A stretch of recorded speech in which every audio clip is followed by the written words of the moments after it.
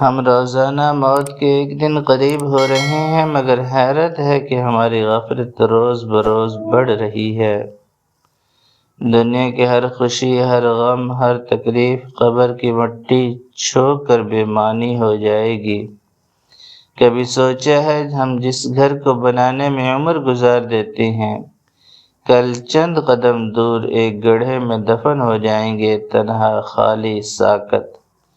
دنیا کے ہر زخم کا علاج ہے، مگر قبر کی پہلی رات کا درد اس کو کوئی مسیحا نہیں۔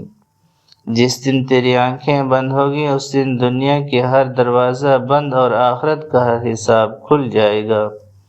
ہم ساری زندگی اپنے نام کے چرچے کے پیچھے بھاگتے ہیں، مگر مرنے کے بعد لوگ ہمیں صرف میت کہہ کر یاد کرتے ہیں۔